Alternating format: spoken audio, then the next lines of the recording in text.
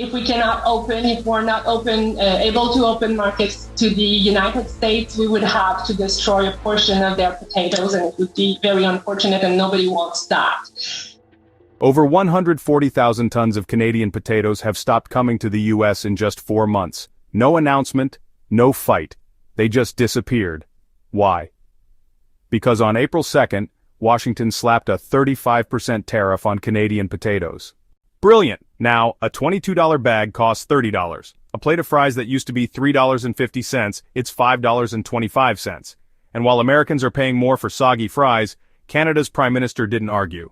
He flew to Asia, shook hands, and signed a $1.6 billion trade deal without even looking back. Warehouses are empty, farmers are cutting back, diners are shrinking portions, but here's the truth. The potatoes weren't blocked, they left quietly. Because when you slap your best trading partner with a massive tax and call it strategy, don't be surprised when even a potato says no thanks. Let's not forget before the fries hit the fan. This was one of the most stable trade flows in North America. In 2024 alone, Canada exported roughly 350,000 metric tons of potatoes to the U.S., enough to feed 17 million American households, mostly in the northern states, where winter lasts longer than campaign season. This wasn't just trade, it was ritual.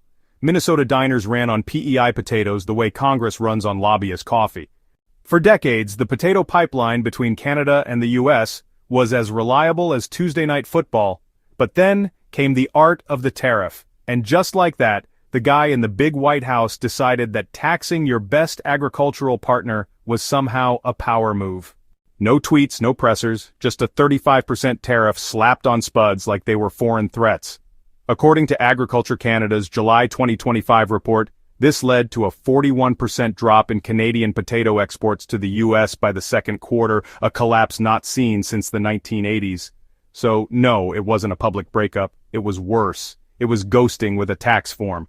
Of course, when you tax potatoes like they're luxury handbags, something's going to give. The U.S. government dropped a 35% import tariff on Canadian potatoes, fresh, frozen, seed, you name it. The official reasoning, trade fairness. The actual effect, higher prices, empty shelves, and, well, soggy fries from Idaho. Let's talk math. A 25-ton shipment of frozen fries previously valued at $32,000 now comes with $11,200 in extra taxes. That's a 35% increase on a food product Americans eat more than broccoli, and, honestly, logic combined. According to the USDA Food Pricing Index, July 2025, the average price of a serving of fries jumped from $3.50 to $5.25 in a single quarter. That's not inflation, that's sabotaging ketchup. And restaurants, they're swapping out high-quality PI potatoes for cheaper domestic ones. Spoiler, they don't fry the same. Customers are complaining about limp texture, uneven color, and that strange chemical aftertaste that screams freedom fries. Meanwhile, mom and pop diners are quietly shrinking portions and rewriting menus because passing the full cost to customers means losing them. But here's the kicker. Nobody warned Canada, no bilateral talks, no coordinated timeline, just a unilateral wall of tariffs. And when the guy in the White House builds economic walls without warning, don't act surprised when your neighbors start using the side door. Because in this version of America First, even the potatoes are second-guessing their entry visa. When one side builds a tariff wall, the other side doesn't always fire back. Sometimes they just walk away and take their crops with them. Canadian processors like McCain and Cavendish, who once shipped thousands of frozen fry containers to the U.S. each month, have quietly scaled back contracts with farmers. No press release, just fewer trucks, shorter contracts, and empty cold storage units in Prince Edward Island, New Brunswick, and Alberta. According to Statistics Canada, July 2025 farm update, some mid-sized farms reported cutting their planting acreage by 15 to 25% this season, not due to drought or pest, but lack of demand from their largest buyer, America. Meanwhile, on this side of the border, the picture isn't exactly prettier. U.S. importers, faced with skyrocketing costs, are switching over to domestic potatoes, even though there are logistical issues and, well, lower consistency. According to a report from the USDA Agricultural Outlook from July 2025, restaurants in Minnesota, Wisconsin, and Michigan are actually reporting a 10 to 18% drop in potato product quality satisfaction. Mostly, that's because of uneven frying results and, yeah, shorter shelf life. One regular at a diner in Eau Claire, Wisconsin summed it up best. I paid $5 for fries that tasted like wet cardboard. I used to come here twice a week. Now I bring my lunch. He's definitely not alone. Across the Midwest, fast food joints are reporting a noticeable dip in foot traffic, and it's not because of calorie counts, but honestly because the fries just aren't right. "We didn't change suppliers by choice," said a franchise owner in Duluth. "We changed because our Canadian trucks stopped showing up. Customers noticed within a week and they didn't come back." And while big chains like McDonald's and Wendy's can negotiate bulk deals, smaller diners and cafeterias are bearing the brunt. One restaurant owner in Fargo told the Minneapolis Star, "We went from 3 plates of fries for $10 to barely 1.5. Our margins didn't shrink. They vanished." The ripple effect is real.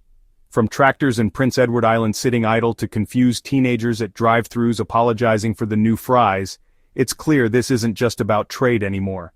It's about how one policy decision signed in a quiet DC office can jam an entire food system on both sides of the border. While Washington played tough guy with the tariff stick, Ottawa reached for a calculator and then, a map. Instead of retaliating with more tariffs or, angry press conferences, Canada quietly restructured its potato economy. Processors began shifting inventory to domestic markets. Farms downsized exports, retooled for 5-kilogram retail packs, and started supplying directly to grocery chains and co-ops.